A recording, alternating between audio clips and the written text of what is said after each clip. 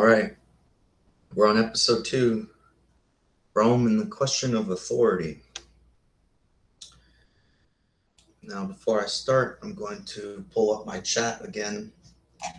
If you have questions, feel free to just type them in. I'll try to address it right away. Daniel, I see you. Thanks for coming in. Okay, we're going to get right into it because this might be a long one and it's a late night stream. So hopefully you can hear me. If you can verify that in the chat, that would be nice. Okay, so yesterday we gave a pretty big overview of the authority of Rome. We looked at the 3 models, our Protestant, our Orthodox, and our Catholic model. And today is going to be more about the specific languages do these different traditions use. What is the Protestant language? What is the Catholic language? And what is the Orthodox language? When addressing Rome, because every tradition addressed Rome. How they do that is where it's different. We're going to look on our first case, which is going to be St. Clement. And before I get more into this first slide, I just want to propose a very interesting question that a Coptic Orthodox brought to my attention and said, well, St. Clement was still alive at the time of the apostles. Who would have juridical authority? Would it be St. Clement because he is the Bishop of Rome, or would it be the apostles? Which is a good question, but the Catholic Church frames this answer with, you have the apostolic chair or office, and then you have the episcopate. These are 2 separate categories, yet they're related. So claiming apostolic authority is not just a heuristic that Catholics and Orthodox use at Protestants, even though it might seem that way. But the answer is the apostle would have authority over St. Clement. So merely just being the Bishop of Rome doesn't entail universal authority. Well, because the apostles have the universal authority because they were taught by Jesus Christ. But what happens when the apostle dies? That's what we're asking. So we're looking at these different languages, these traditions address specifically the Pope of Rome or the Bishop of Rome. We have Latin, we have Greek, we have Assyrian or Syriac, you have Arabic, you have all these languages, translations, manuscripts. It gets very confusing. And a sentence which is interesting, such as, I never said she stole my money, can be interpreted in many different ways. Just that one sentence.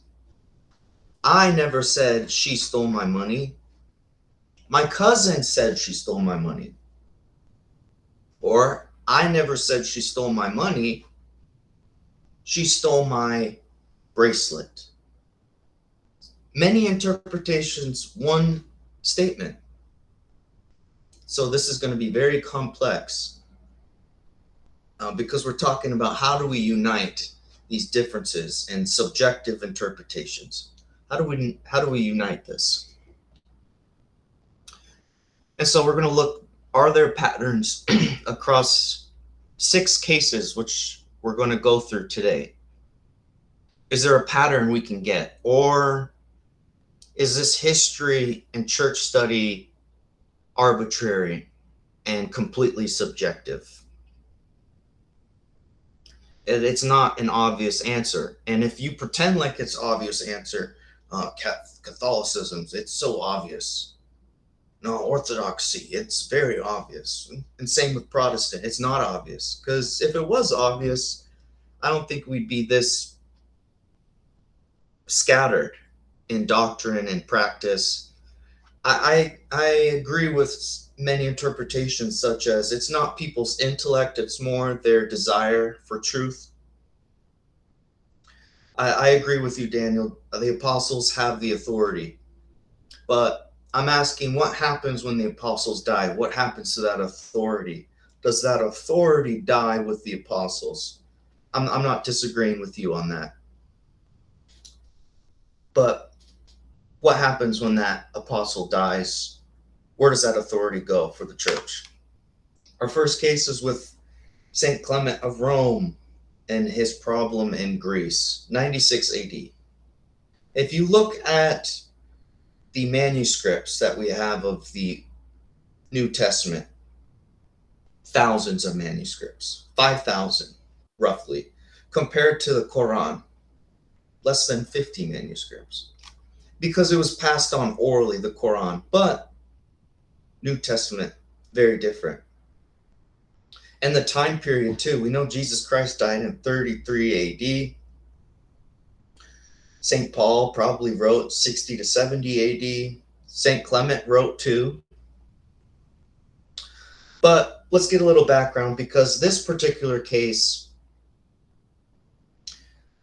is interesting because it's pretty clear that we see one bishop interfering in another region.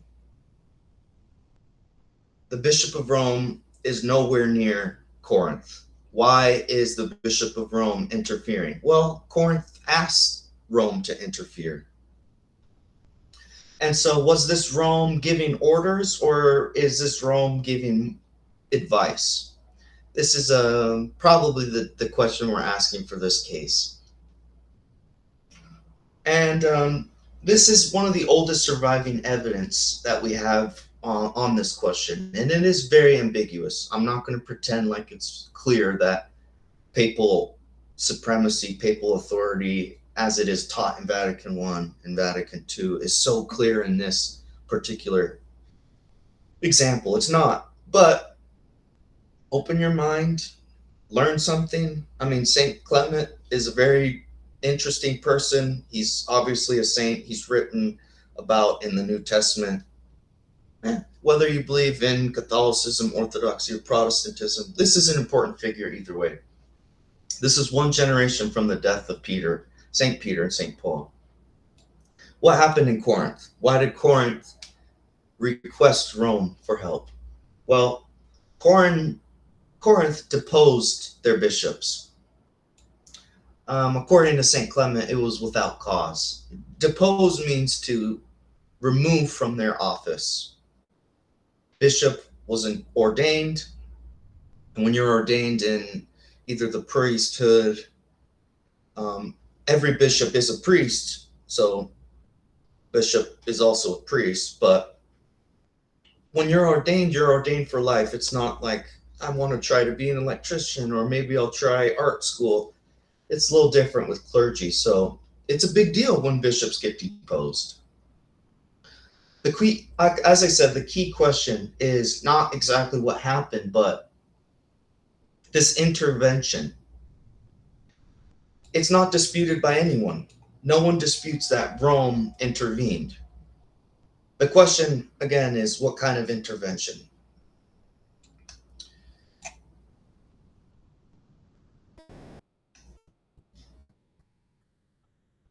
Okay. And before we get to, okay, but I want to prove Vatican I or Vatican II, maybe this will be enough to convince you, maybe not. But we're going to put that to the side right now, because we were going back to the patristic period. Vatican I and Vatican II does not create something new. Obviously, if they did, they still want to claim they did. But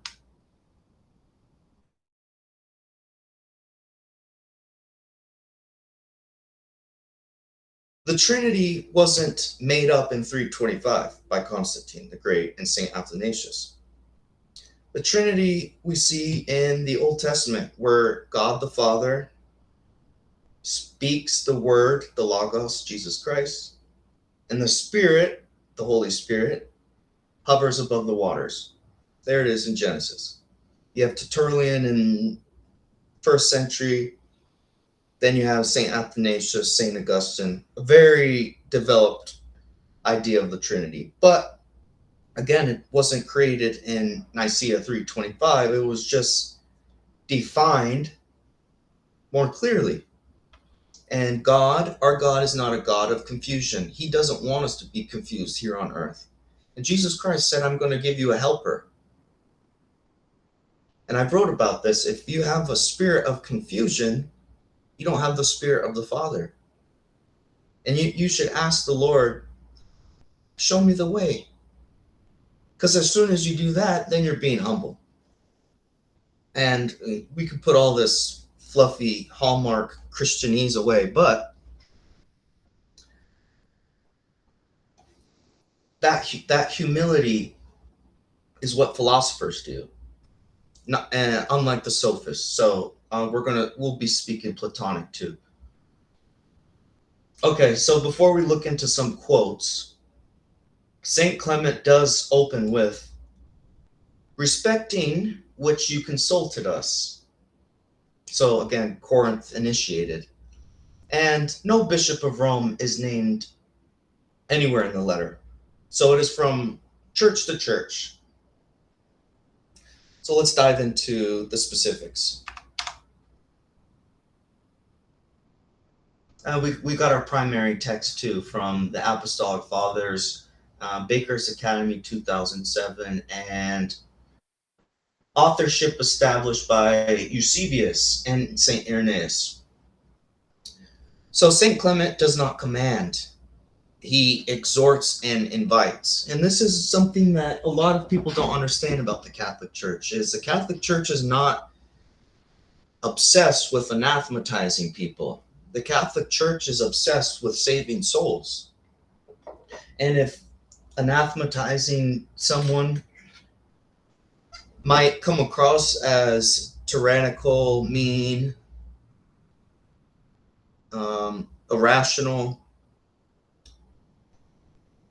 this is a great example of how the Catholic Church is gracious. And we'll see later too in other examples in other series. St. Cyril's a great example of this too, and how he dealt with that irritant Nestorius. Nestorius was pretty sarcastic. He was arrogant. St. Cyril on the other side was very patient. And this is how St. Clement is too. So a primary text we're looking at, Corinth, according to St. Clement, utterly abhorrent. And the apostles appointed bishops and their successors. So this pattern of Rome intervening early, it does ground this argument of apostolic succession. And it's more moral weight, even without a legal command. So let's look at what I'm talking about here. So this church in Corinth was found by St. Paul himself. You can see in 1 Corinthians 1:2, also in Acts 18. What was happening exactly? Well, they were deposed, and several of its own legitimate appointed presbyters. So, like I said, primary text 1, utterly abhorrent and alien to the elect of God, which a few and rash and self-confident persons have kindled to such a pitch of frenzy that your venerable and illustrious name, worthy to be universally loved, has suffered grievous injury. Let's continue. The apostles have preached the gospel to us from the Lord Jesus Christ. Jesus Christ has done so from God. Christ, therefore, was sent forth by God, and the apostles by Christ. The apostles appointed those who have already been mentioned, bishops and deacons. This is the apostolic succession. Rewind a little bit. Christ, therefore, was sent forth by God. Okay, everyone agrees with that. Sounds good. Again, by everyone, I mean my three models. Obviously, Muslims and Jews don't believe this. Hindus, pagans. Just the three models. And the apostles were installed by Christ. Great, we all agree with that. Here's where it differs, though. The apostles appointed those who have already been mentioned. These are the bishops and deacons. Not every Protestant church has bishops and deacons. Yikes. We're talking about the first century here, and these writings are, it's not infallible. St. Clement is not infallible. I'm not saying that. But he's not someone to ignore. He's mentioned in the scripture. So what kind of dummy would ignore St. Clement? So the Protestants that do have bishops and deacons, you seem to be more aligned with this structure that St. Clement's laying out here. And afterwards gave instructions. This is what the bishops and deacons do. They're not there to look good in their clothes and to be holy and pious like the Pharisees. They're there to give instructions. That when these should fall asleep, other approved men should succeed them in their ministry. Okay, so Clement's not neutral here. He has a position. He's telling Corinth they are wrong. But how he's telling them is really how it matters. Just like how the prodigal son was sleeping in the pig pen and he wanted to return to the father, but he was worried on how his father would react to how the prodigal son spent all his money and his inheritance on debauchery. I mean, if this isn't a story about modernity, I don't know what is. Okay, so most fathers, when their sons spend all their money and spend it on strip clubs and spend it on drinking and all this crazy worldly sins, and most fathers probably wouldn't talk to their sons or would be very upset and would verbalize this. Well, this is not what happened in the prodigal son. When he returned to the father, he gave him a ring and he gave him a feast and said, "My son is once dead and he's now alive." This is the spirit of the gospel, and St. Clement has the spirit. Another sign of a church not being apostolic is if it is constantly excommunicating people. A sign that a church is also not apostolic is if the church is not excommunicating people. There's a balance. So this is fraternal. And non-Catholics would agree that this is not a juridical command. This doesn't prove universal jurisdiction. It's more of a brotherly correction. That's a reasonable take, but we're going to keep going. So the apostles appointed bishops, gave instructions, and these successions are holy and must not be overturned, at least without proper examination. You can't just oppose what God installed. This is a good example of apostolic succession. St. Irenaeus will build on this argument 80 years later. So we see a pattern already. Catholic reading. So the fact that Rome intervened at all to a non-Latin church shows Rome already acting as if it has responsibility. Can anyone argue that? If anyone has a different opinion, that'd be interesting, but this is what we see. So Rome's intervention in a non-Roman church at the earliest possible post-apostolic moment has demonstrable effect, and with Corinth's long-lasting reception reflects an operative consciousness of Roman responsibility. This is kind of important. Just because Corinth asked Rome doesn't mean Rome has authority. Corinth has to actually respond. I was learning a little bit about the Muslim tradition, and the word Sunni means to follow. And who are they following? Muhammad, the deceiver. But it's still this idea that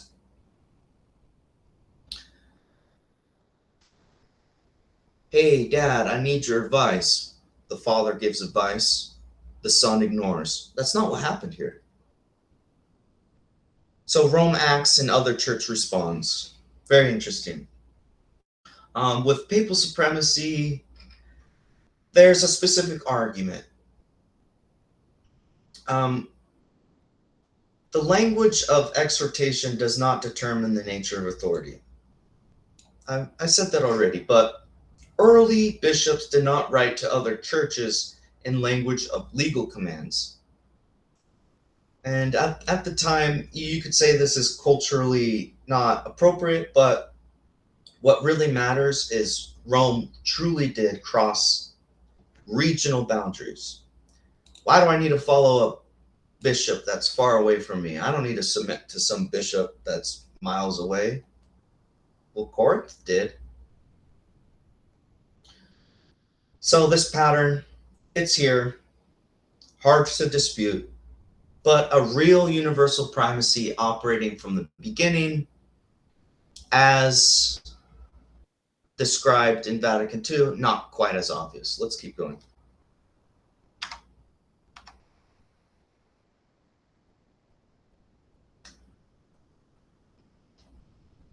Okay, here we go.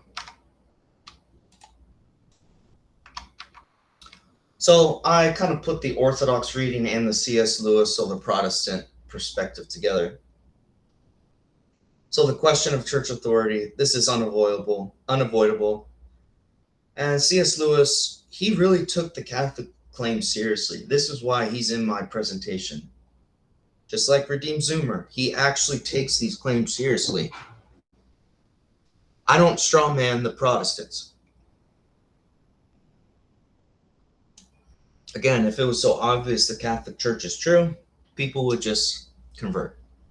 I would argue it is less of a spiritual, demonic influences. Maybe. It's more of an intellect for me. But I'm not separating the spirituality from the intellect. St. Thomas Aquinas says, for example, lust. So lust is a form of pride. Christ wants us to be pure. Mother Mary's a great example of purity. Christ himself is an example of purity. So we're going to keep going. This intervention is very interesting because Corinth itself apparently invited Rome. So the things respecting which you consulted us, the intervention is more honorary, not a legal precedence. So the letter is from church to church. No bishop of Rome is named. Oh, high and mighty, most esteemed bishop of the universal church, or eternal shepherd, like Pastor Eternus we saw in the last. I'm not claiming that St. Clement's doing this. I haven't seen one Catholic make this claim. But this is just a very interesting case. No penalty is threatened or imposed. Well, yeah, if Rome really did have authority, they would impose what Rome wanted, not act so passively. Because St. Clement, you could argue, was kind of passive. So Rome has apostolic dignity. St. Peter and St. Paul died in Rome. Well, why does that matter? Okay, well then why does it matter that St. Mark died in Alexandria? It does matter. These things do matter. These things. Sacred relics. So Orthodox tradition also treats First Clement as venerable apostolic era document without constituting a concession to Roman jurisdictional primacy. And C.S. Lewis brings this point. He says that the question every Christian eventually has to face is, you cannot live in a hall of mere Christianity. And one of his most well-known books, kind of funny, but For example, which room or which church or which structure. One word is like ecclesial anxiety, something like that. That's what C.S. Lewis is talking about. If there's claims made from the Orthodox and Catholic that are so strong, such as we are the true church. And then Protestants actually have just as strong as a claim where they say, no, there is no true church, which is also a universal statement. And to claim Protestants don't have dogmas is kind of interesting because their dogma is kind of like no dogmas. By Protestant, I mean the modern evangelical, not the reformers, which is the true Protestantism. I'm using Protestant more as a pejorative right now. Because C.S. Lewis wasn't that kind of Protestant. C.S. Lewis was like a Catholic Protestant. He believed in purgatory. He took these questions seriously. He was an Anglican. He believed in the true presence of Christ. Icons are okay. Statues are okay. Liturgy is important. Beauty is important. Philosophy is important. That's a little different from Joel Osteen and these pastors that get crazy on stage. Crazy. You've seen it. I've seen it. We've all seen it. Okay, this is an interesting case. We're done with St. Clement for now. Now we're on Pope Victor and the Quadragesium controversy. Probably said that wrong. This is so interesting to me. This was around 190 AD. This was a dispute about when we should celebrate Easter. One little side note, we know in the West we celebrate Christmas December 25th, but the Oriental Church, Ethiopian, Alexandria, Syriac, Armenia, they celebrate Christmas January 7th. We use different calendars. Same kind of idea, but now we're talking about Easter. Rome wants it celebrated on Sunday, but Asia Minor celebrated the 14th of Nisan. What the heck is Nisan? The Jewish calendar. They're following the Jewish calendar. It's not so obvious, though, that they're wrong.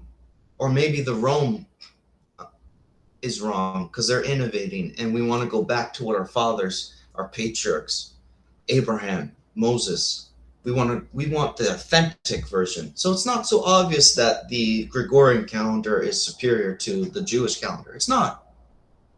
Just like circumcision wasn't so obvious.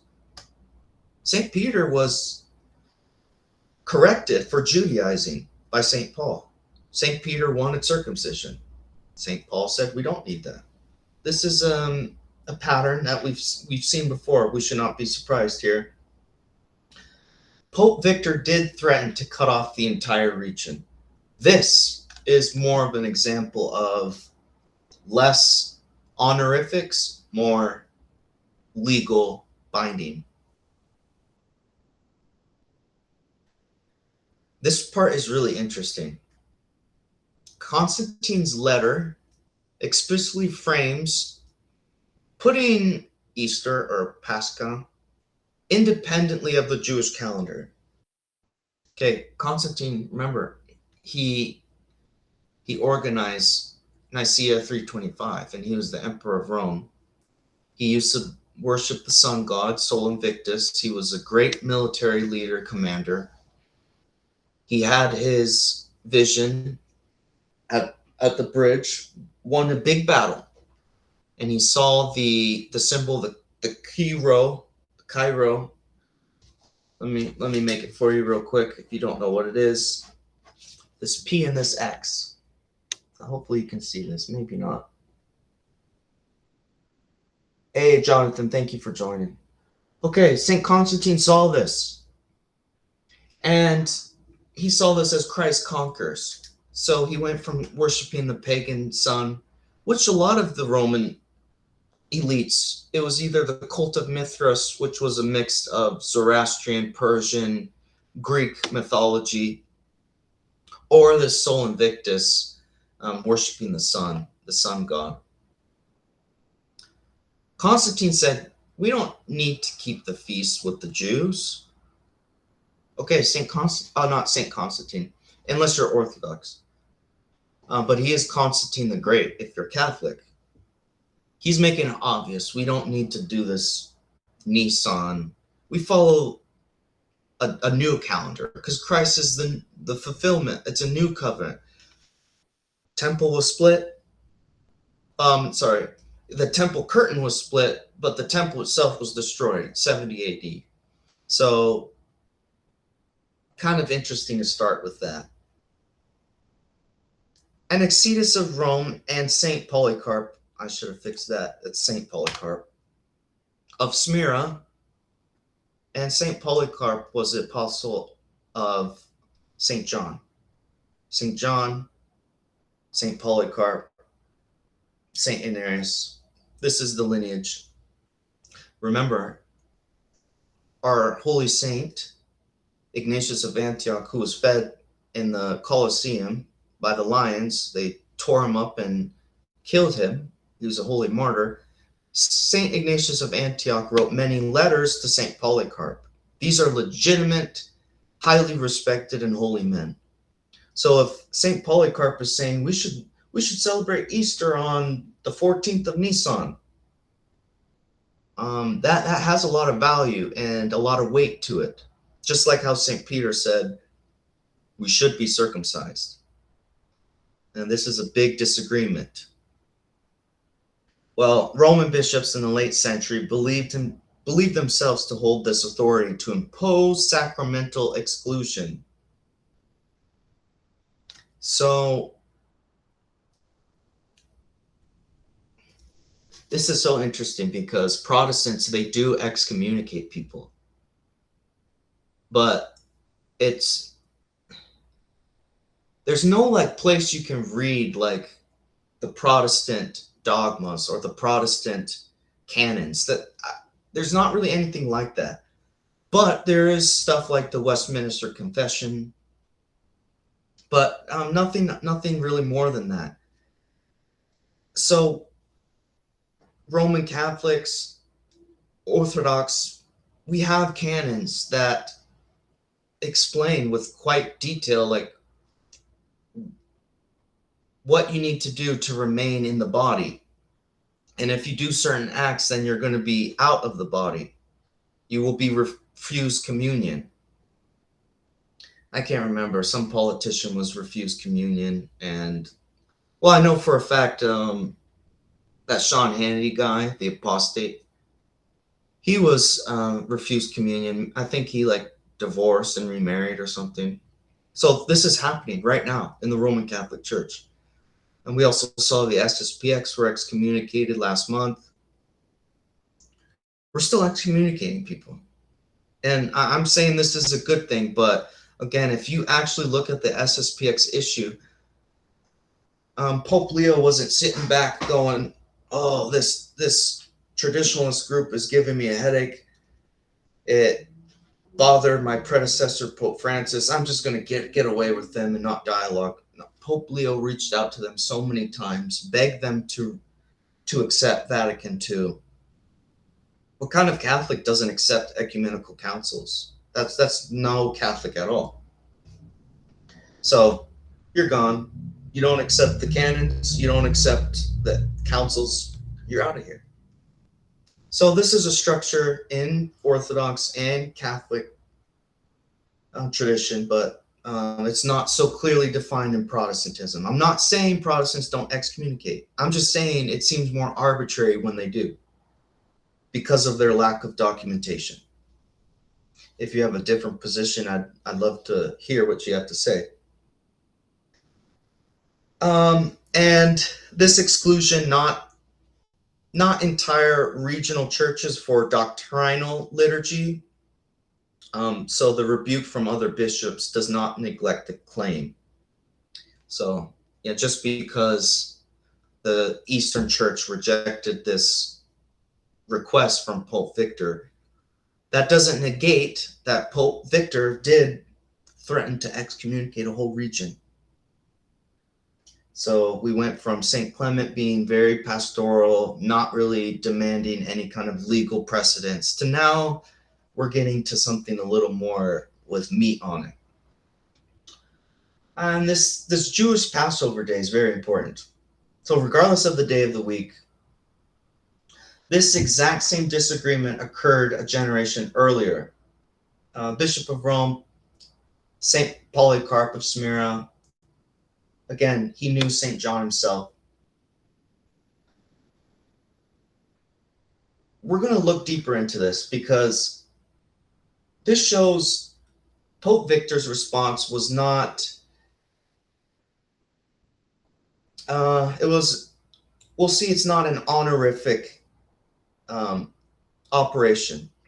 So this controversy, considering the date of Easter, it's a very complicated situation. I don't know too much about it, but it's interesting that Pope of Rome, he threatened to excommunicate a whole region that followed this tradition. And St. Polycarp, he's a canonized saint. And we're going to see too that this question of, okay, well, saints must be infallible. No, they're not. St. Augustine made some mistakes. St. Cyprian made some mistakes. I don't want to get too ahead of myself, but we're going to see soon with that specific example. And St. Cyprian, he wanted to rebaptize heretics. St. Augustine said, no, we don't need to do that. But we'll see a big difference with that specific situation.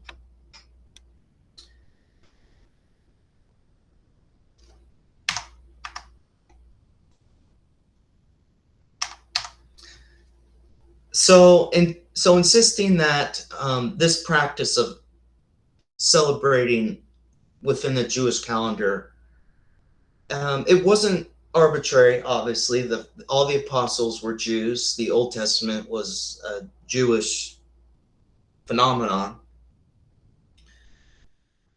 So it's not like St. Polycarp was going back to paganism. He saw it more as, or Judaism, or Judaizing. It was more apostolic derivation is how he saw it, going back again to St. John the Apostle.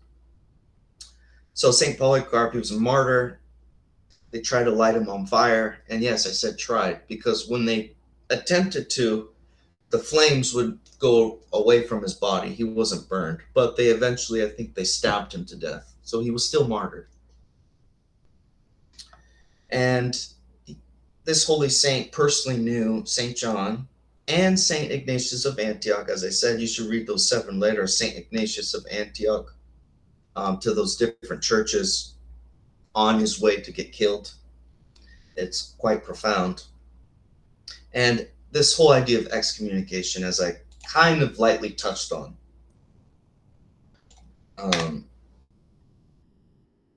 communion, common union. When you excommunicate, you are no longer in union with the body. This is like being sentenced to death in the old time. Again, I know that if you're not Catholic or Orthodox, excommunicate. Okay, some Italian dude in Rome excommunicated me. Who cares? Just like I'm not Mormon. If some Mormon guy called me a heretic, why would I care? I'm just trying to put us back into time in 190 AD, and this whole idea of excommunication is a huge deal, because this is the sacramental participation. When you look at the liturgy, what do? Orthodox, they kind of label it with 3 ways. The preparatory, they prepare the offering, incense, prayers, prostration, to then reading the scriptures, and then receiving the bread. Now, Catholics, we do the same exact thing, but we don't label it with 3. We don't have the preparatory, even though there is preparatory. We just label it as liturgy of the word and liturgy of the bread. So I'm sorry, Protestants, if you're not doing that kind of structure, you're not a part of this 190 AD conversation. This, again, is you have an exception for Luther and Calvin, who both believed in true presence. I'm talking of Joel Osteen people. Okay. And little side note too, Origen and other heretics were anathema while they were alive. Others refused communion. Others condemned after death. Origen was condemned centuries later, thanks to Justinian. I don't like Justinian. We'll get into that later. Even though there's some good things about him. But then, as opposed to someone like Arius or Nestorius, who were anathematized while they were alive. And we'll see there are different levels of sins. There's different levels of heresies. Not everything's so black and white.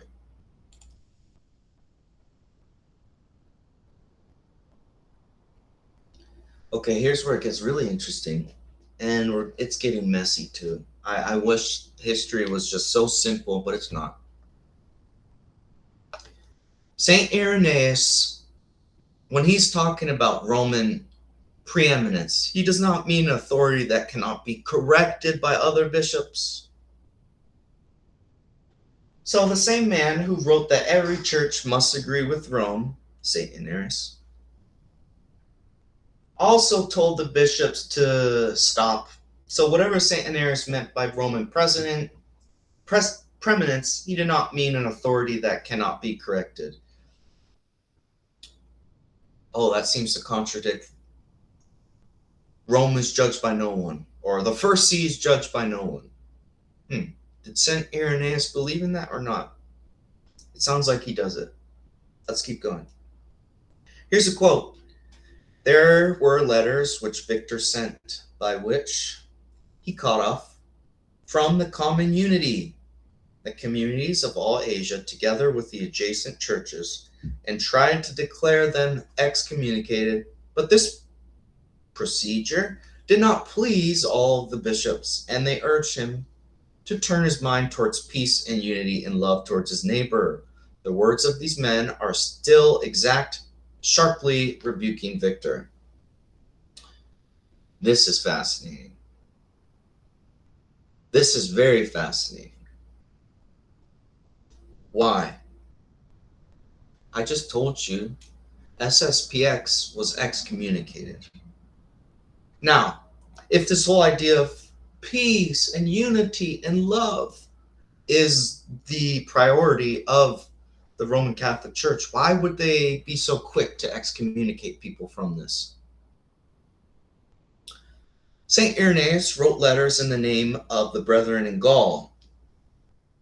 It's another very historical region. If you want to learn about the people of Gaul, Julius Caesar had his wars with the people of Gaul. These are like the French and Celtic peoples of Western Europe. Eventually Romanized because that Roman power and influence. So this is a very important region when it comes to historical Christianity, over whom he presided, maintaining that the mystery of the resurrection of the Lord should be observed only on the Lord's day. He fittingly admonished Victor that he should not cut off the whole Church of God, which observed the tradition of ancient custom. St. Irenaeus again, and against heresies, that every church must agree with Rome on account of its preeminent authority. What did St. Irenaeus mean by this?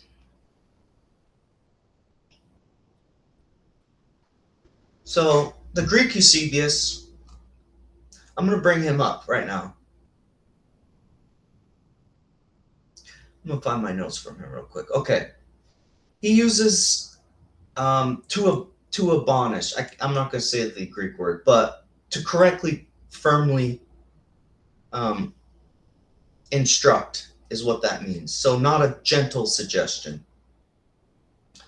St. Irenaeus did not say, Pope Victor, you are right, but your timing is poor. He said something more of, Victor, do not cut off the whole Church of God. So the argument from this is kind of devastating. If St. Irenaeus believed Rome had unchallengeable authority, why did he rebuke Pope Victor?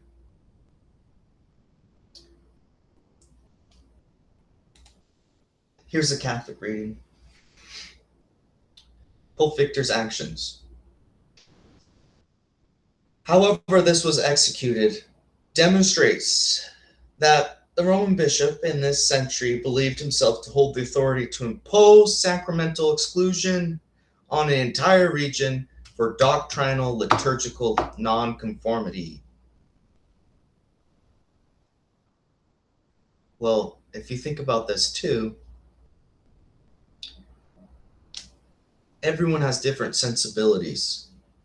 You know, a lot of people from India and Asia, they like spicy food. European people, not so much.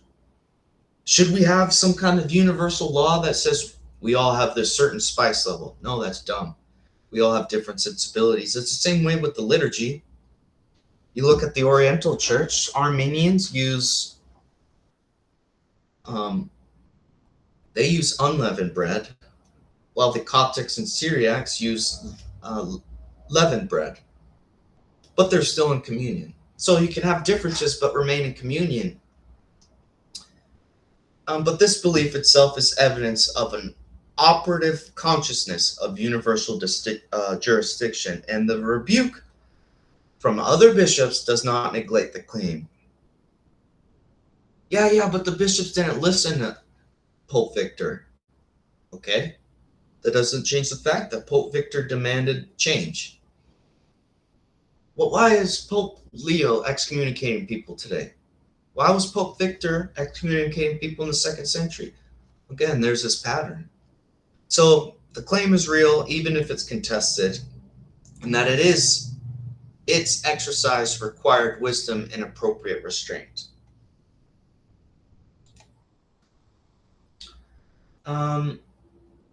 A very interesting source that I have here.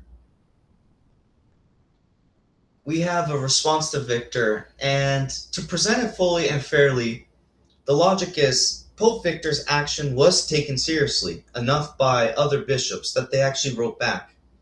Again, if a Mormon tells me I'm a heretic, I probably wouldn't even respond. And if I would, I'd just be like, that's false, you're being foolish. But I would be wasting my time with that even. No, the bishops of the East that had this tradition of the Jewish calendar wrote back to the Pope, showing that there was a real controversy, and St. Irenaeus personally did intervene. So if Victor had no real authority over these churches in Asia, his threat would have been meaningless.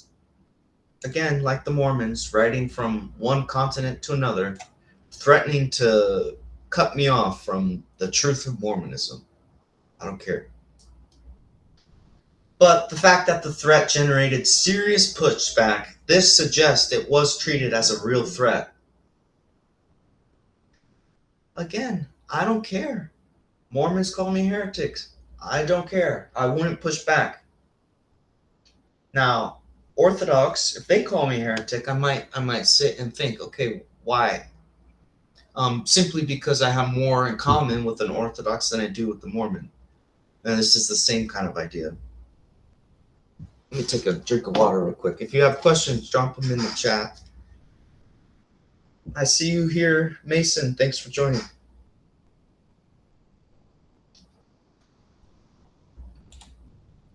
Enough Catholic. Let's go to the Orthodox. So this rebuke of Victor by these bishops of Asia, including St. Irenaeus, this is Rome's strongest contemporary advocate, ironically enough, demonstrates that the church as a whole did not recognize Rome's claim to authority to excommunicate an entire regional church. But the fact that Pope Victor backed down, or, at a minimum, his excommunication did not take effect, it demonstrates the claim's practical limits. Yeah, Catholic is pretty organized. That's why the Crusaders were able to help the East. And I know the Franks sacked Constantinople, so help could mean killing, pillaging, destroying. But for the most part, I think most reasonable Christians would agree the Crusades was good. Otherwise, we'd be saying Allahu Akbar, and we'd wear the things on our head, or we'd be dead. So, kind of interesting to think about. Just because someone is more organized doesn't mean that that's the truth. Just because the Eastern Patriarchs signed Florence, the Council of Florence, doesn't mean the Orthodox will accept filioque. So just because you claim something doesn't mean that it's true. That's pretty obvious. But in terms of church history, it becomes very complicated. So one bishop's self-understanding of his own authority does not constitute the church regional of that authority. And I want to take a pause here real quick because Meinendorf has a counter. And if you look at page 98 of The Primacy of Peter by Meinendorf,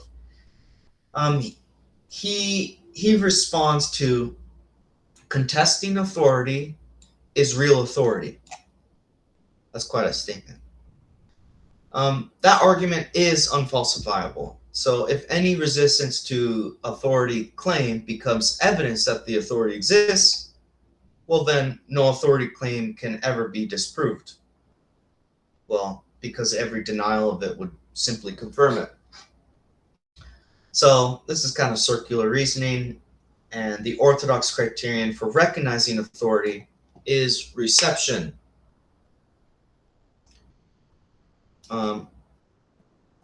Try not to strawman the Catholic position. The Pope doesn't make or write decisions and then the church immediately submits without the rest of the bishops or the cardinals or even the priests or laymen having a say. That's not how the Catholic Church functions. But I would be lying if I said the Orthodox framework of reception and the Catholic structure of papal supremacy are the same. It's not. They're different frameworks. That's why I have them in 3 different models. It's not, oh, we are one Christian. We are all united. We're clearly not united. And this is kind of the if you want more complex, more intelligent, there's way other people out there like Eric Ibarra. I'm trying to think of other Catholic, really good people with church history. Scott Hahn. And Orthodox, you have people like, I think it's Craig Trulia, Jay Dyer. Yeah, so if you want something more intelligent, more in depth, go to those people. This is elementary. If you're new to all this, this is probably good for you. But an authority that is consistently denied by the church, its claims to govern, has not achieved ecclesial recognition. And recognition is what authority means in communion of church. So Pope Victor backed down. The excommunication was never held. The ancient churches continued this practice. One bishop's self-understanding of his own authority does not constitute the church's recognition of that authority. Again, John Meinendorf, if you want to look into that, The Primacy of Peter. This is my favorite topic. And we're halfway through. This is going to be a long one. So grab a snack or a drink if you want. Pope Stephen and the Rebaptism controversy. I wish I had my book with me. It's okay. We're now traveling to North Africa. We were dealing with the Asian churches, now we're in Africa. The question, If a person is baptized by a heretic or a schismatic using the Trinitarian formula, Father, Son, Holy Spirit, and later comes in the Catholic Church, must they be baptized again? That's the question. Saint Cyprian of Carthage, he was bishop of Carthage, this North Africa. He started this school in North Africa that Saint Augustine kind of followed in this tradition. Saint Cyprian of Carthage was martyred, and this was during the Diocletian persecution, the wicked emperor killing Christians. So you can understand why when Saint Augustine was persuaded or strongly, emphasis on strongly, advised to become a bishop, Saint Augustine did not want to. Why? Was it because Saint Augustine was lazy? Was he wanted to be a part of the church, but not like that? He wasn't fully in? No, because he knew what that entailed. His predecessors, Saint Cyprian, a lot of these bishops, the first 30 bishops, were killed. So, yeah, you kind of know what you're getting into. But anyway, he was also a theorist on episcopal or church unity.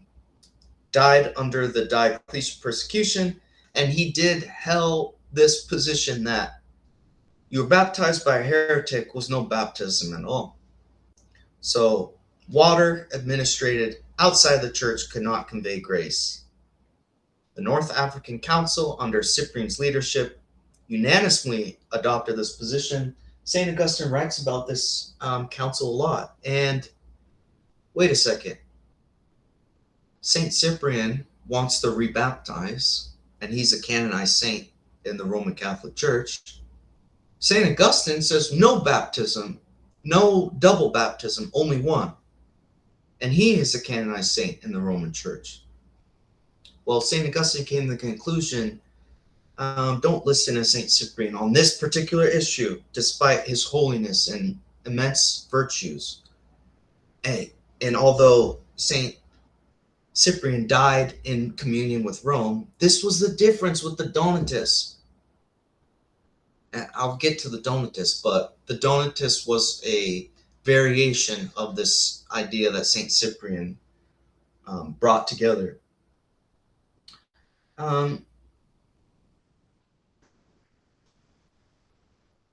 We know in our creed we believe in one baptism for the forgiveness of sin. So St. Augustine saw it as a sacrilege to rebaptize again.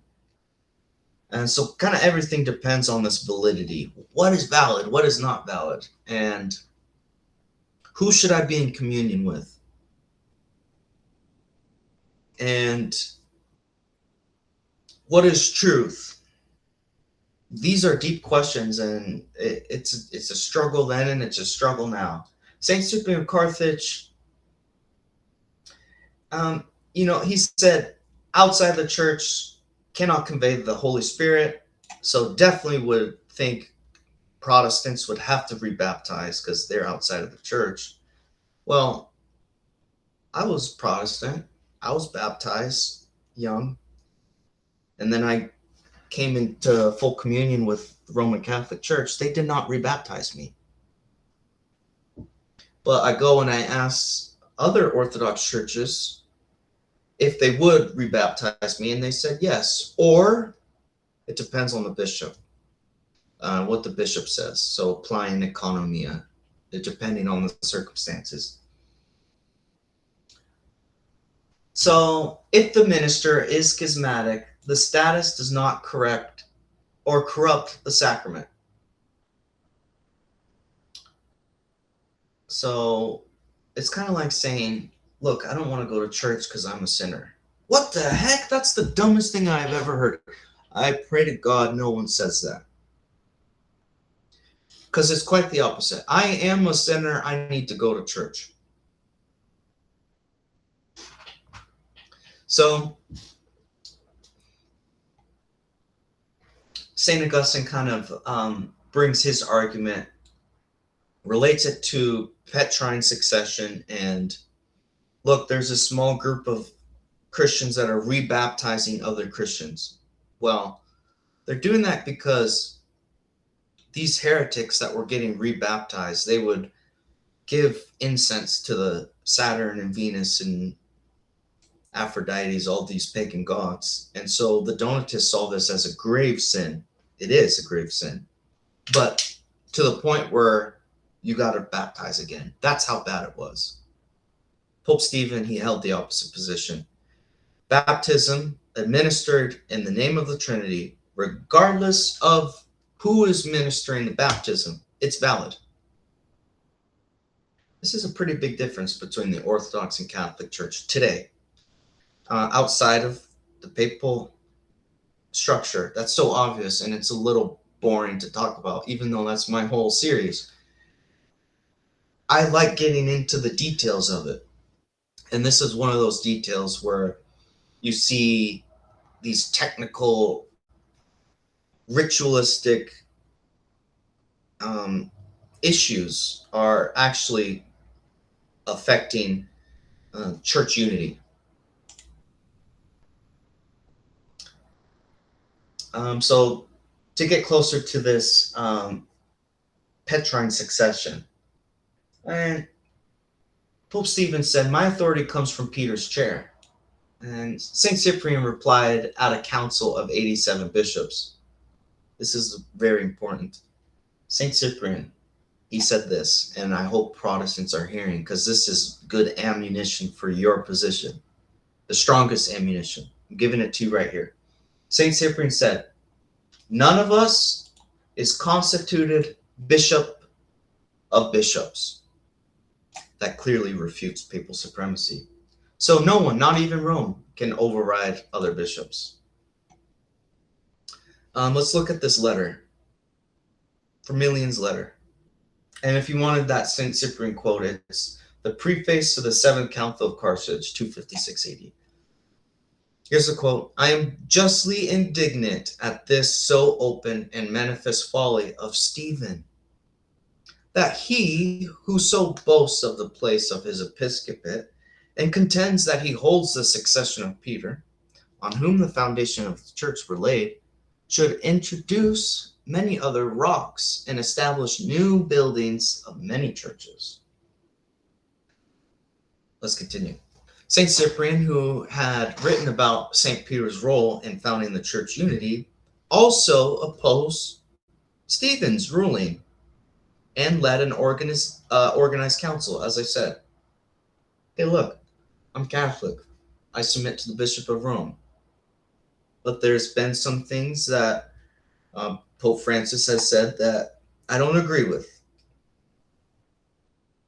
Okay, no big deal. I'm still Catholic.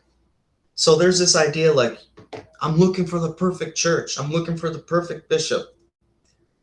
I'm looking for the most based and trad church. And I don't know. At some point, we have to be loving and charitable. And I know that sounds kind of cringe, because we don't want to sacrifice the truth for the sake of false unity. I understand that. That's ecumenism. So this is complicated. I'm not saying it's easy.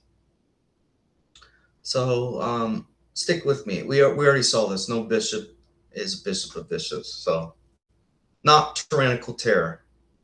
But we're going to have to keep going because we got a lot more material to go through. Here's the outcome. St. Augustine's theology. Ex operato. Sacraments work by their own divine power, not by the worthiness of the minister. So Pope Stephen's position on baptism ultimately prevailed for the Catholics. Council of Nicaea 325 and subsequent universal practice accepted the validity of proper Trinitarian baptisms. Again, regardless of whether they're heresy or not. Baptismo, Book 2, 21, St. Augustine. And Cyprian, walking by this rule, by the most persistent tolerance, pause here. walking by this rule of rebaptizing. Saint Cyprian is rebaptizing. By the most persistent tolerance, so Saint Cyprian is still remaining in communion with churches that don't follow that same view. So he's tolerant. Not simply by shedding of his blood. Saint Cyprian died for God and Jesus Christ and the Holy Church. But because it was shed in unity, came by the confession of martyrdom to the light of the angels, and if not before, at least then, acknowledged the revelation of truth, on that point of which, while yet in error, St. Augustine just said St. Cyprian is in error. Oh my gosh, church fathers, they contradict, therefore the church is wrong. And maybe you can take that position, but we have a thing called faith, and sometimes not everything is going to make sense in our tiny little brains. This is kind of one of those things for me personally that I'm kind of wrestling with a little bit. He did not prefer the maintenance of a wrong opinion for the bond of unity. SSPX, I know you love your traditional Latin Mass. I love it too. But look at this. Saint Cyprian did not prefer the maintenance of wrong opinion. He was not freaking out about this doctrine. It was important to him, but he wasn't freaking out. SSPX are literally freaking out every day because Catholics are now receiving on the hand. Oh my gosh, what a terrible thing. I can't be united with those people. This is not stuff that was dealt with in just the 5th century. We're dealing with it now. St. Augustine did not condemn Cyprian as a heretic. He says St. Cyprian held this before the church had definitively settled this question, similar to how Origen was very speculative on the nature, maybe not the nature, but the teaching of the Trinity. He was more of a subordinationist. They're very influenced by Platonism. Origen also held that even the devils and Satan will be saved, so universalism. But he wasn't condemned right away. And Origen was writing in like the 2nd century. So these questions weren't definitively settled during Origen's time. So it was an error, but not a grave error. And again, St. Cyprian died for the church. So whatever imperfect St. Cyprian's understanding is, St. Augustine had love for his brother. And this is kind of the church hermeneutic or interpretation of all this church documents. Read St. Augustine is Against the Donatists. I'm halfway through it now. It's really good. There was one thing he said that was super interesting. Something of the nature like, there are many people who are more good or smarter than the people in the church. So just simply saying, I'm a part of the church, it's super important, but again, it's not just saying something. I wish I could get the quote, but I've personally experienced this. Non-Catholics seeming to have closer to the truth than the people that on paper are Catholic. Here's the Catholic reading of all this. It seems like Petrine succession was vindicated, because Pope Stephen explicitly claimed Petrine succession. Now, I know Alexandria is a Petrine see. I know Antioch's a Petrine see. And there were times when Antioch did explicitly invoke their Petrine succession. So what makes Rome so unique? That's something to ask yourself. But the grounds for this ruling represents the clearest pre-Nicene assertion of Roman doctrinal authority. So the fact that this position prevailed in the whole church to this day, does not rebaptize, I was not rebaptized, this kind of vindicates that authority. And there's some good writings on this too. Sullivan, he has something called The Church We Believe In.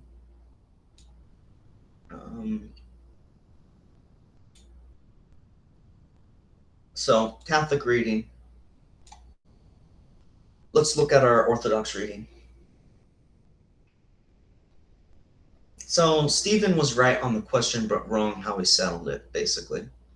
The right answer was reached through more of a conciliar theology, not just by the papal command. Rome has spoken. That's not how it works here in Orthodoxy. The bishops, the laymen have spoken. The church has spoken. That's more of the Orthodox theology. 87 bishops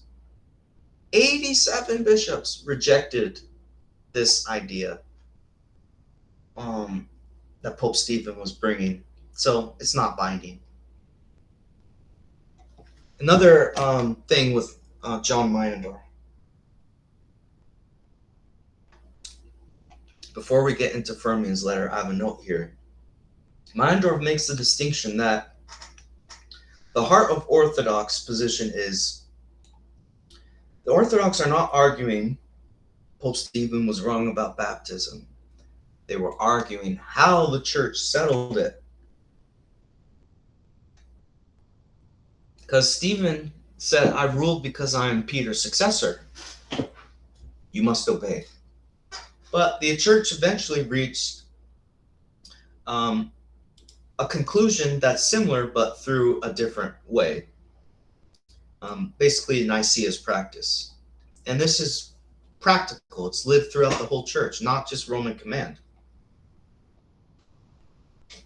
So if Rome's doctrinal authority was consistently binding, why did these 87 bishops, including the Eastern Metropolitan, which is basically the Eastern Patriarch or Archbishop, they still have metropolitans in Orthodoxy today, formally reject this council? Why did they do that? They didn't do it privately. It didn't take a long time. They did it formally, publicly, and through their church. And look at John Meinendorf, Catholicity and the Church, page 1 specifically.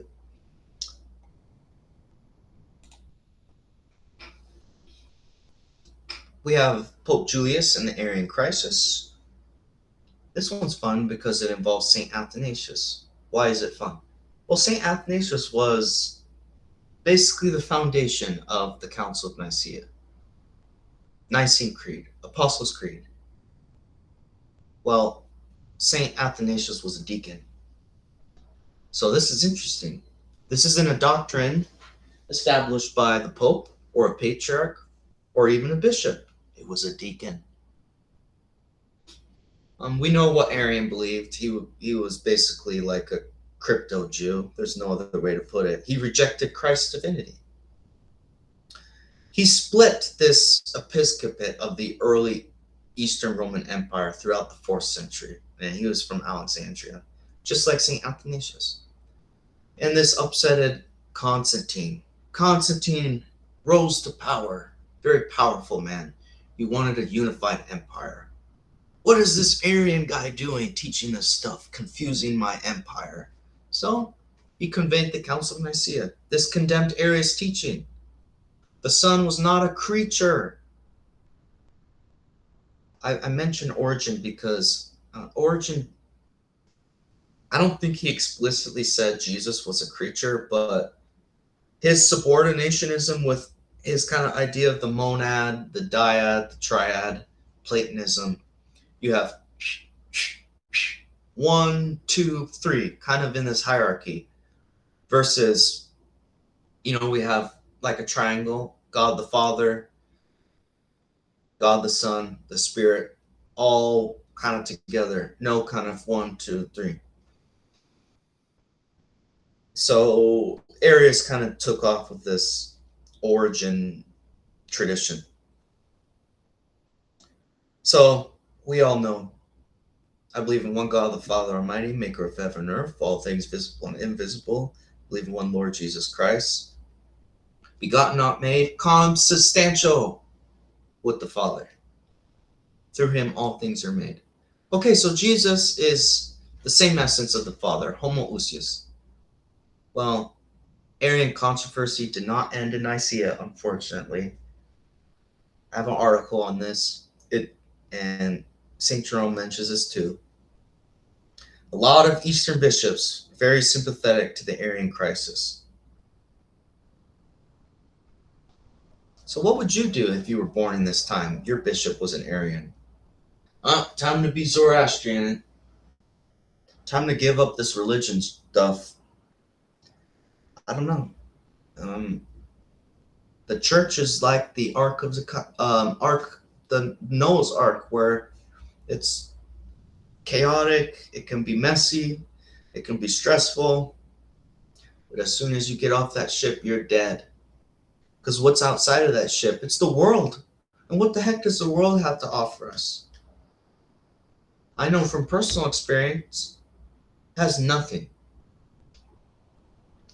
Only the church provides me hope, gives me some type of logic, something to think about, something to feel, the presence of God. Peace be with you, brother, and peace be with you. I get to talk to people. I look at people in the eyes. I get to shake their hands. I get to hug people. That's the church. You need to find a church. So we know St. Athanasius saved the day, but Pope Julius conveyed a synod in Rome. So both Athanasius and the Pope working together. This is a great and beautiful thing. Nicene bishops, they understood the man who was exiled 5 times, St. Athanasius. This is something to think about. So St. Athanasius was exiled, treated poorly, but still remained in communion with the church. Well, this is the cool part. Pope Julius, he reviewed these cases. He declared the deposition of St. Athanasius unjust and restored to communion. And he wrote to these Eastern bishops, and he wrote in the most important claim in probably this whole series, because this next slide is pretty important. Read St. Athanasius against Arius if you want to learn more about that. So Julius claimed, Pope Julius, does not exist in the canons. No such procedural rule was established by any council. Julius overstepped by receiving St. Athanasius or Marsilius, similar to St. Athanasius, but different guy, into communion before the case was properly resolved. So the canon of the church and the traditional rule did not allow what you wanted to be done, and this is well known to you, who holds the canons in honor, and you know that it was not lawful. How it is that you have admitted St. Athanasius into communion, and how you have written to the churches on his behalf. Rather, you should have called together a general synod, and there, in common discussion of all, taking thought for peace, and established a common decision. So, Julius said, the custom is the word should be written first to us, and from here, what it should be decreed. The Eastern bishops, no such custom exists. We need a synod. Not your statement. Thanks, but no thanks. So Pope Julius does not just act, he claims explicitly, are you ignorant that this is the custom that we should be written to first? Well, he's saying that there is an established custom of Rome before these disputes. And again, the Eastern bishops replied, here's a quote, And this is from Eastern Bishop's reply to St. Athanasius against Arius. You should have called together a synod. Very interesting. So both of these models articulate explicitly and direct opposition. And this is another complicated issue, and often used by Catholics. It's not, again, not so obvious. Yeah, the Pope, him and Athanasius worked together. So now we know the legitimacy of Rome. Not quite so, but it's not completely irrational to take that position. This is a fun one. This is a council that the Eastern bishops walked out on. But it's used a lot by Catholic apologists. I'll go very briefly over this one because I know it's not accepted universally. Local, which is Rome. But these canons from the Council of Sardica establish the Roman mechanism to depose bishops. And basically, look, if you think you were wrongfully deposed, appeal to us, appeal to Rome. Again, bishops of the East walked out of this, and they held a rival council. And this is modern Bulgaria. This was to settle the St. Athanasius dispute. But out of this small, not small, but it seems small, area, St. Athanasius, out of this dispute comes canons that explain the structure of the church. Because how do we deal with this dispute? Well, the church is. Well, then how does the church do it? That's what the Council of Sardica is doing, or at least attempting to. Again, the East never accepted this, but it's something just to think about.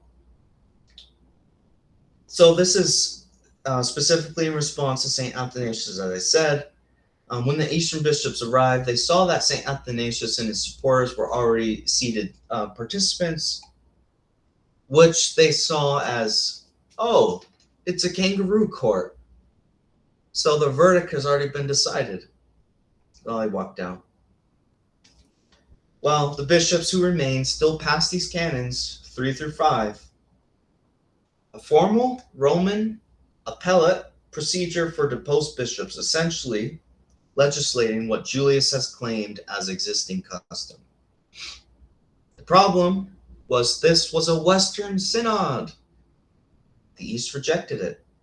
And these canons were later cited by Rome as Nicene canons. But the African bishops checked their copies of the Nicene canons, and the canons were not there.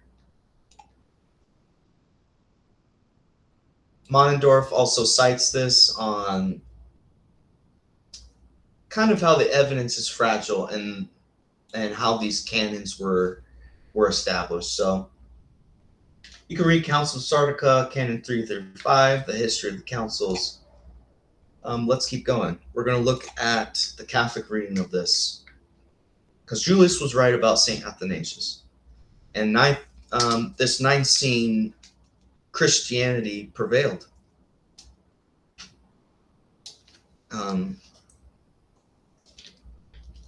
Obviously, Mormons, Jehovah's Witnesses don't agree with Nicaea. Muslims, Jews, obviously they reject Nicaea. So how can we say Nicaea prevailed? We're just talking about Christianity right now. The consensus of Christianity is the Nicene structure.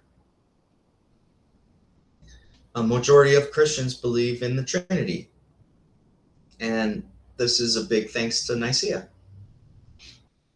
So Julius asserts his custom, Sardica formalizes it in jurisdictional kind of legal language, and eventually the West accepted this as a norm. So Julius was right. St. Athanasius was legitimate. The Arians were heretics. Council of Constantinople 381 also vindicated this Nicene structure, exactly what Julius has been defending. So this authority vindicated, not on its own moment, but in the history, we're looking at one particular part, we're zooming in, then we're zooming out. We're zooming in, then we're zooming out. Why are we doing that? So we can catch a pattern.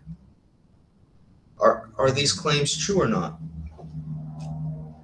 So Julius' judgment was right before the council confirmed it. The correctiveness kind of validates this authority. Let's look at the Orthodox reading of this, because St. Athanasius was vindicated. They would agree with that. Council of Constantinople also vindicates 381. It wasn't a Roman ruling. I just said it was the Council of Constantinople, not the Pope. So Sardica, that's a Western thing. Just like how, those Latin priests, they don't marry. That's a Western thing. They don't have beards. That's a Western thing. It's only to that local regional area. Vindicating the conciliar Orthodox framework.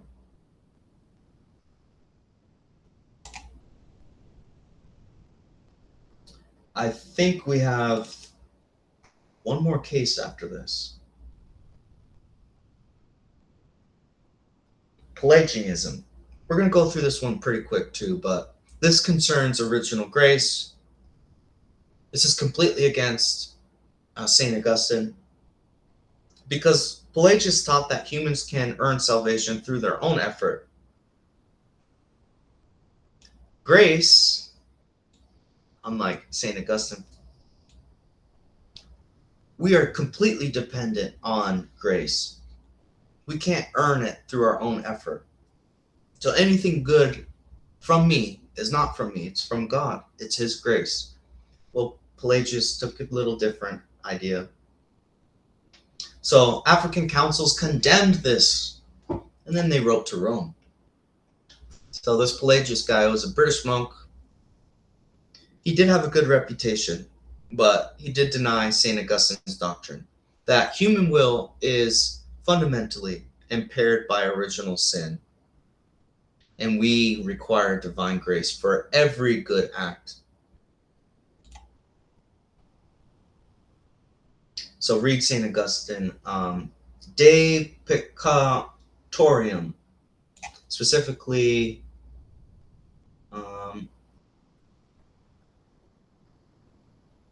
let's see, Meritis et Remonoson.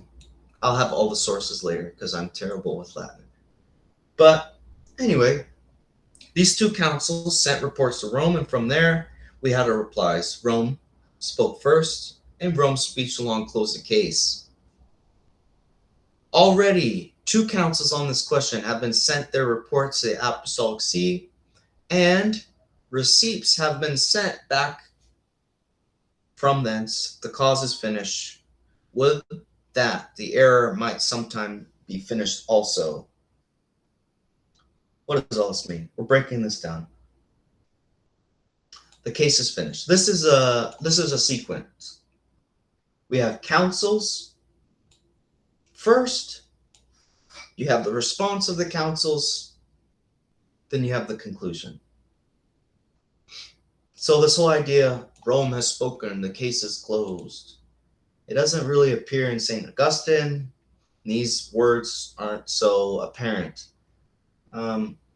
This is the difference between primacy and origination. Rome speaks first, and the case is closed.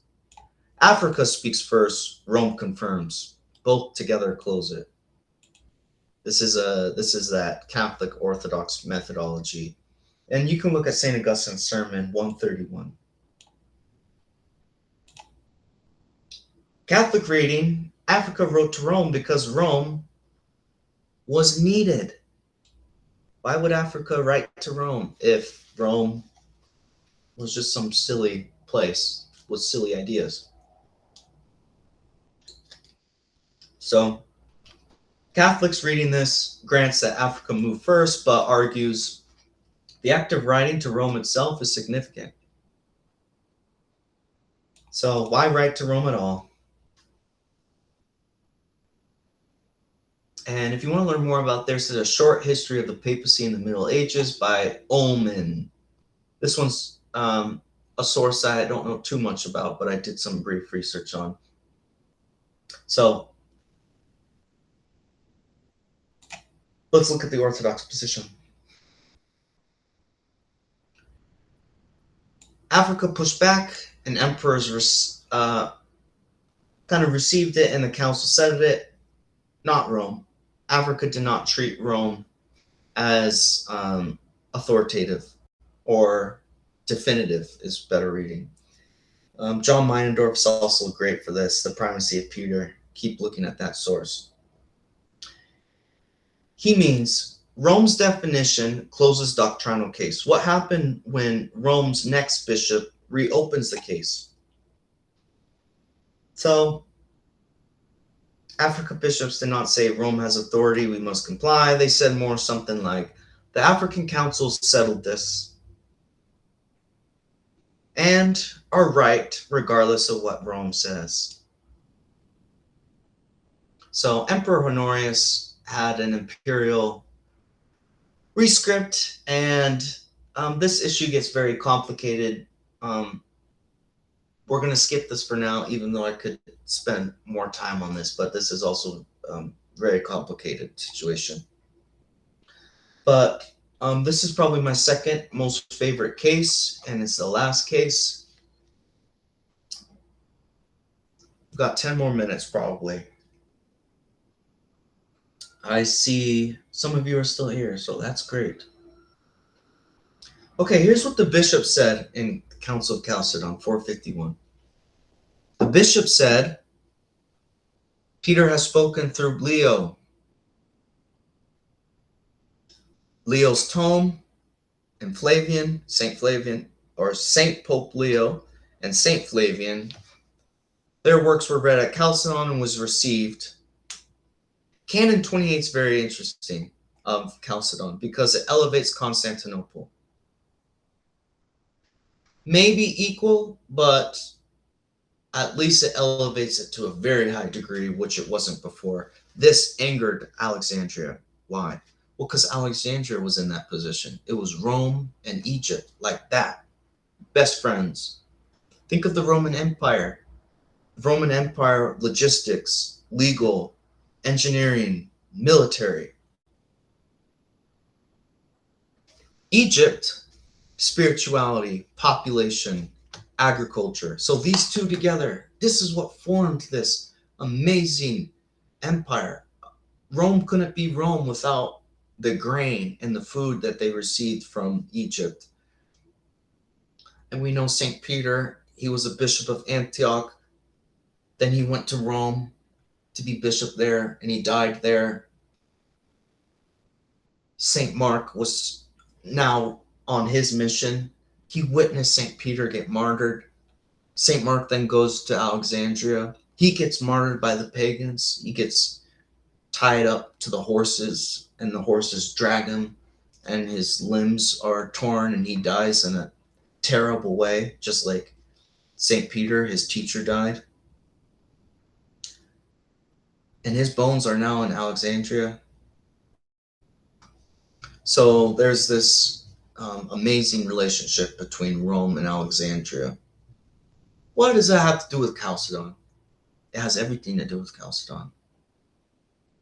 Think about it. If you were married or you had a girlfriend and you were together for decades, and you know, every relationship has its problems, but you have good memories and you're in love with each other, and you know the relationship is bearing fruit. Well, maybe someone prettier, maybe someone with more money, more status catches my eye, and then I get rid of my current girlfriend or wife to replace with this new one. Well, that new girlfriend or that new wife in this hypothetical example, I know it's kind of low level and maybe cringe, but it might help because this new partner that came in, their name is Constantinople, New Rome. So is this an idea on Christology? Because Council of Chalcedon 451 was about, does Christ have one nature or two natures? Is he one subject? What does hypostasis mean? What does physis mean? What did St. Cyril mean? What is Nestorius talking about with two natures? What is Apollinarian? All this Christology, maybe it wasn't about Christology. Maybe it was political. Because it's Canon 28. It says,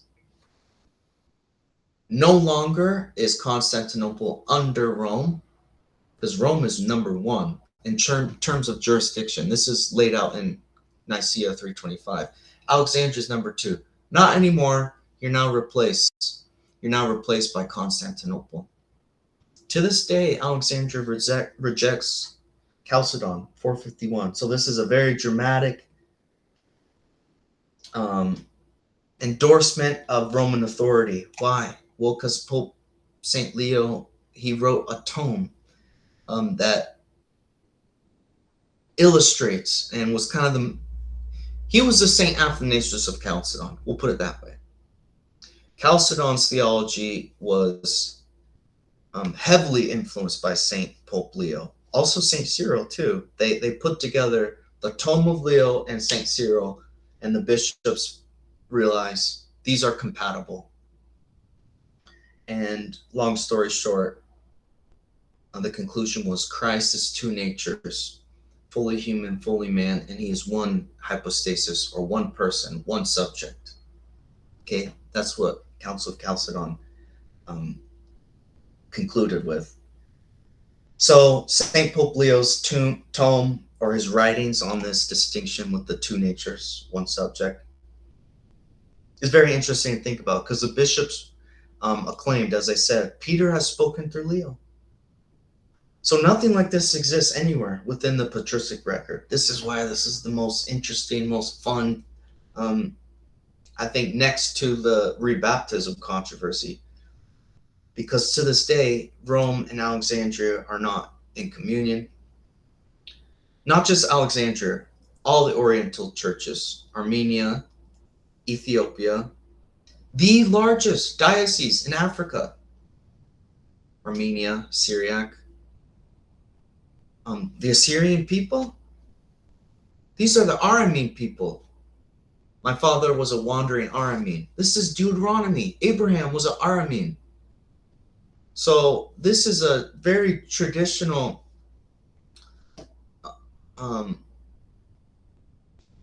sees the Oriental Orthodox. We can't overlook them. So if you're presenting the Catholic case, this is probably one of your strongest examples. Orientals, they're a little harsh towards St. Pope Leo. They saw him as an Nestorian, because St. Cyril is basically the crown of Alexandria. He's known as the seal of the saints. You know, just like the deceiver Muhammad, it was known as the seal of the prophets. Well, in the true religion, St. Cyril is the seal of the prophets. St. Cyril was so against Nestorius, two subjects. Christ is divided. No way Christ can be divided. He's united. Just like God can't be a God of confusion, Christ can't be confused. Who died on the cross? Did God die on the cross? How can God die on the cross? How could he also have human nature? How was he tempted? What is the divine logos? And how does this relate to Christ's subject? Very complicated. But I wrote an article on this if you're interested in it. And this Canon 28 is very interesting too. Read St. Pope Leo's tome. Read Canon 28 of Chalcedon. Because this is so interesting, because Constantinople, in my opinion, if we are to blame one particular tradition, I'm sorry, it's got to be Constantinople. Because this case is very interesting. I don't want to straw man either the Oriental Orthodox, because we have some characters from this conflict, such as Eutyches and Dioscorus, who were deposed through this Chalcedon for being not Apollinarian, because, well, specifically Eutyches was condemned for Apollinarianism, which is Christ's divinity, his logos was so powerful it just overpowered his human nature. Similar to like a drop of vinegar in the ocean. That's kind of how he described it. But Dioscorus wasn't deposed for theology. He was deposed for, and here's the stupid part, and this requires much more examination. Dioscorus was deposed for not going to his summon. He was summoned 3 times to represent his position in front of the bishops, and he didn't go. Why didn't he go? The imperial guards would not let him. So this is very complicated. And Dioscorus is a saint in the Alexandrian tradition, and he's a heretic to the Chalcedonian tradition. I would like to know more about this, but that's just kind of the main idea. Peter has spoken through Leo. So this question, before us, it is not whether the early church had authority. It obviously did. The question is, what kind of authority is this? And who exercised it? And under what conditions? So one thing that prevents me from becoming Catholic, let's look at what some of our friends have said. C.S. Lewis. He recognized in his preface to Mere Christianity, he knows that the hall of common Christian belief is not a home and must eventually lead to let me restart. He did acknowledge the hall of common Christian, not a home, and must eventually lead to a choice of rooms, one of which he privately acknowledged. 2 correspondents pressed upon him above all others the question of the papacy and what it claimed. He called it the one thing that prevents him from becoming Catholic, this whole papacy. Not because he dismissed the claim, but because he took it very seriously. I find that more respectable, just as I find someone like Redeemed Zoomer. Here's the sources. Thanks for watching. This is episode 2. Have a good night.